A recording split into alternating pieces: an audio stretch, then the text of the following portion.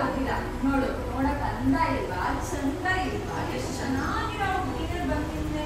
ಪ್ರೀತಿ ಮಾಡಿದ್ರೆ ಪ್ರೀತಿ ಮಾಡಕ್ಕಾಗಲ್ಲ ನನಗೆ, ಒಂದು ಲವ್ ಮಾಡಕ್ಕಾಗಲ್ವಾ, ನಾನೇ ಪ್ರಪೋಸ್ ಮಾಡ್ಬೇಕಾ? ನನಗೆ ಅದೆಲ್ಲ ಗೊತ್ತಿಲ್ಲ. ನೀನು ಕನ್ಸಲ್ಲಿ ಬಂದಿರೋ ಥರ ಬಂದು ನನಗೆ ಪ್ರಪೋಸ್ ಮಾಡಿ 3 ಗಂಟೆ ಹಾಕಿ ತಾಳಿ ಕಟ್ಟಿರೋ ಸರಿ. ಇಲ್ಲ ಅಂದ್ರೆ ನೋಡು, ಎತ್ತಾಕೊಂಡು ಹೋಗಿ ರೇಪ್ ಮಾಡಿ ಊರೆಲ್ಲ ಡಂಗುರ ಬಸ್ಬಿಡ್ತೀನಿ. ರೇಪ್ ಮಾಡೋನೆ, ನನ್ನ ಶೀಲ ಹಾಳು ಮಾಡೋನೆ ಅಂತ. ಏನ್ ತಿಳ್ಕೊಂಡ್ಬಿಟ್ಟಿದ್ಯಾ? ರಾತ್ರಿ ಎಲ್ಲ ನನ್ನ ಕನಸಿಗೆ ಬಂದು ನನ್ನ ಮನಸ್ಸಲ್ಲಿ 108 ಆಸೆಗಳನ್ನ ತುಂಬಿ ಈಗೇನು ಗೊತ್ತಿಲ್ಲದಿರೋ ಮೊದಲ ಥರ ಇಟ್ಬಿಟ್ರೆ ನನ್ಗಲ್ಲಿ ಏನು? ನೋಡು, ನಂಗೆ ಅಂದ ಇಲ್ವಾ, ಚಂದ ಇಲ್ವಾ, ಏನಿಲ್ಲ. ಇಷ್ಟು ಚೆನ್ನಾಗಿರೋ ಹುಡುಗಿನೇ ನಿಮ್ಗೆ ಏನು ಬಂದ್ರು ಪ್ರೀತಿ ತೋರಿಸ್ದೆ ಬಿಟ್ಟ ಕೊಡ್ತೀಯಾ? ನೋಡು, ನನ್ನ ಕನಸಲ್ಲಿ ಬಂದು ಪ್ರಪೋಸ್ ಮಾಡ್ದಂಗೆ ನೀನು ನನಗೆ ನನ್ನ ಕನಸಲ್ಲಿ ಬಂದು ನೀನು ನನ್ನ ಕನಸಲ್ಲಿ ಬಂದು ಪ್ರಪೋಸ್ ಮಾಡ್ದಂಗೆ ಪ್ರಪೋಸ್ ಮಾಡಿ ನನ್ನ ಕುತ್ತಿಗೆ ಮುನ್ನ ಹಾಕಿದ್ರೆ ಸರಿ. ಇಲ್ಲ ಅಂದ್ರೆ ನಾನೇ ನಿಮ್ಗೆ ರೇಪ್ ಮಾಡಿ ನನ್ನ ಶೀಲ ಹಾಳು ಮಾಡುತ್ತೆ ಅಂತ ಊರೆಲ್ಲ ಡೌನ್ ಹೊಡಿತೀವಿ. ರೈಲ್ವೆ ಸ್ಟೇಷನ್ ಹಿಡಿದು 2 ಕಿಲೋಮೀಟರ್ ಬಂದರೂ ಕೂಡ ಇನ್ನೊಂದು ಆಟೋವಿಲ್ಲ, ಒಂದು ಬಸ್ ಕೂಡ ಕಾಣಿಸ್ತಾ ಇಲ್ಲ. ಇನ್ನು ನಮ್ಮ ಅತ್ತೆ ಕಾವೇರಿ ಅತ್ತೆ ಮನೆಗೆ ಹೋಗ್ಬೇಕಂದ್ರೆ ಇನ್ನು 2 ಕಿಲೋಮೀಟರ್ ಹೋಗ್ಬೇಕು. ಇಲ್ಲೆಲ್ಲಾದ್ರೂ ನೀರು ಕುಡಿಯೋಣ ಅಂದ್ರೆ ಒಬ್ರು ಕೂಡ ಕಾಣಿಸ್ತಾ ಇಲ್ಲ. ದೂರದಲ್ಲಿ ಯಾವುದೋ ಒಂದು ಹುಡುಗಿ ಬರ್ತಾ ಇದ್ದಾರೆ. ಅವಳನ್ನು ಕೇಳಿ ನೀರು ಕುಡಿದು ಮುಂದಕ್ಕೆ ಹೋಗೋದು ಒಳ್ಳೆಯದು. ಮೇಡಮ್, ಒಂದು ನಿಮಿಷ ಮೇಡಮ್, ಇಲ್ಲಿ ಸ್ವಲ್ಪ ತುಂಬಾ ಬಾಯಾರಿಕೆ ಆಗ್ತಾ ಇದೆ. ಕುಡಿಯೋಕ್ಕೆ ಏನಾದರೂ ನೀರು ಸಿಗುತ್ತಾ? ಹೌದು ಹೌದು ಹೌದು. ಸ್ವಲ್ಪ ಹೊತ್ತು ಇಲ್ಲೇ ಇರ್ತೀರಾ? ಬರ್ತೀನಿ. ಈ ಹುಡುಗಿ ನೋಡಕ್ಕೆ ಎಷ್ಟು ಸಿಂಪಲ್ ಆಗಿತ್ತು, ತುಂಬಾ ಸುಂದರವಾಗಿದ್ದಾಳೆ.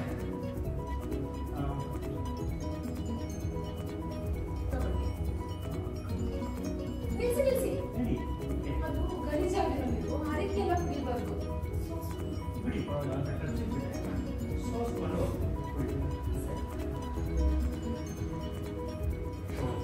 ಹಿಂದೆ ಕಾಫಿ ಕುಡಿಯೋಣ ಅಂತ ಹೋಗಿದೆ.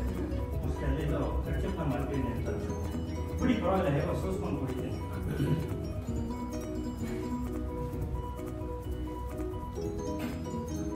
Ready ready. ಬಾಯಾರಿಕೆಯಿಂದ ಬರ್ತಾ ಇದ್ದೀನಿ, ಅಭ್ಯಾಸ ಮಾಡಿ ನಂತರ ನೀವು ಏನಂತ ಹೋದ್ರೆ ಮತ್ತೆ ಇನ್ನೇನ್ರಿ ಮಾಡಕ್ ಬರುತ್ತೆ? ಅದನ್ನ ಹೆಂಗ್ರಿ ನೀವು ಕುಡಿಯಕ್ಕಾಗುತ್ತೆ? ಮತ್ತೆ ಇನ್ನೇನು ಕುಡಿಯೋದು?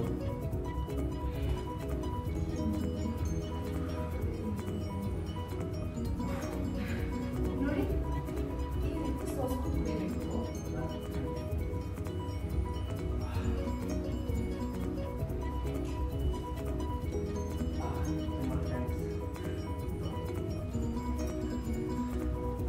ಅಂದಾಗೆ ಊರಲ್ಲಿ ನೀವು ಯಾವ ಮನೆಗೆ ಬಂದಿದ್ದೀರಾ? ಇಲ್ಲಿ ನಮ್ಮತ್ತೆ ಕಾವೇರಿ ಅತ್ತೆ ಮನೆಗೆ ಬಂದಿದ್ದೀನಿ.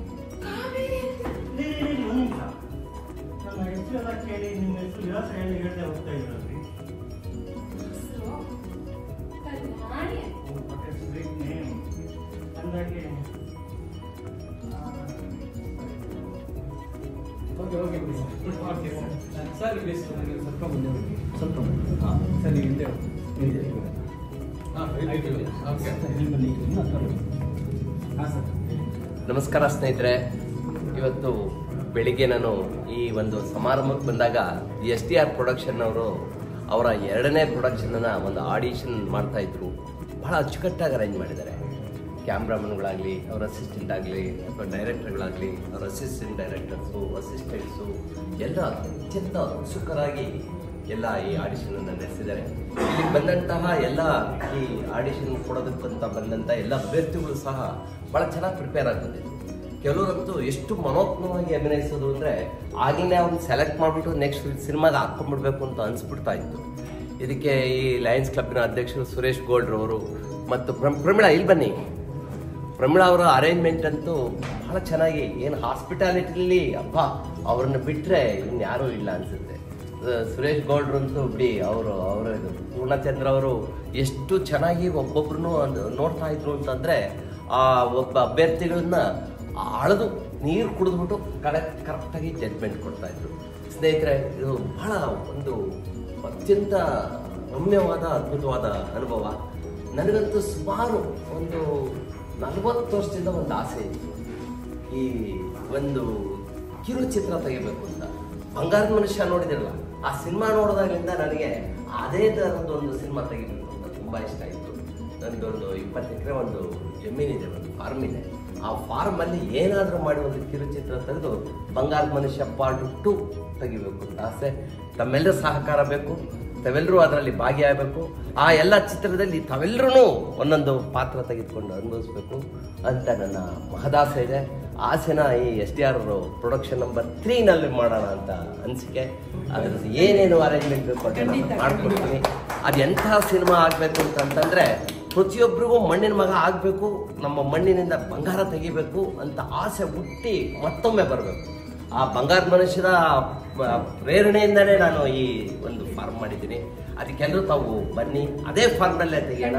ಅದನ್ನು ಲಾಸ್ಟ್ ಟೈಮು ಹೇಳಿದ್ದೀನಿ, 2-3 ಸಾರಿ ಹೇಳ್ತಾ ಇದ್ದೀನಿ. ಪ್ರಮೀಳಾ ಇನ್ನೂ ಮನಸ್ಸು ಮಾಡಿಲ್ಲ. ಸ್ನೇಹಿತರೆ, ನನಗೆ ಇಂತಹ ಒಂದು ಸದಾವಕಾಶ ಕೊಟ್ಟಿದ್ದಕ್ಕೆ ತಮ್ಮೆಲ್ಲರಿಗೂ ಚಿರಋಣಿ. ಇದೇ ರೀತಿ STR ಪ್ರೊಡಕ್ಷನ್ ಅವರು ಹೆಚ್ಚು ಚಿತ್ರಗಳನ್ನ ಲಕ್ಷ್ಮೀಪತಿ ಬಾಲಾಜಿ ಚೆನ್ನಾಗಿದ್ದೀರಿ ಲಕ್ಷ್ಮೀಪತಿ. ನನಗೆ ಯಾರು ಜ್ಞಾಪಕ ಬರ್ತಾ ಇದ್ದಾರೆ ಗೊತ್ತಾ? ಈ ಒಂದು 10 ವರ್ಷದಿಂದ ಈ ಒಂದು ಮಹಾರಾಜ ಕಾಲೇಜಿನಲ್ಲಿ ಒಂದು ಫಂಕ್ಷನ್ ನಡೀತು. ಆ ಫಂಕ್ಷನಲ್ಲಿ ನಮ್ಮದು GFA ಫಂಕ್ಷನ್ನು.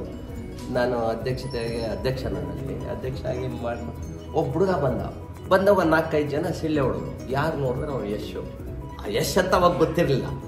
ಬಂದು ನನ್ನ ಪರಿಚಯ ಮಾಡಿಕೊಟ್ಟ. ಅವರು ಪಾಪ ಅವತ್ತು ಹಿಂಗೆ ಬಗ್ಗಿ ನನಗೆ ನಮಸ್ಕಾರ ಮಾಡಿಬಿಟ್ಟು ಹೋದ. ಇವತ್ತು ನಾವು ಅವ್ರು ನೋಡೋಕ್ಕಾಗೋದಿಲ್ಲ, ಅದಕ್ಕೆ ಈಗಲೇ ನಾನು ನೋಡ್ತಾ ಇದ್ದೀನಿ, ಆಮೇಲೆ ನೋಡೋಕ್ಕಾಗೋದಿಲ್ಲ. ಅಂತಹ ಯಶಸ್ಸು, ಆ ಯಶಸ್ಸು ನಿಮಗೂ ಸಿಕ್ಕಲಿ.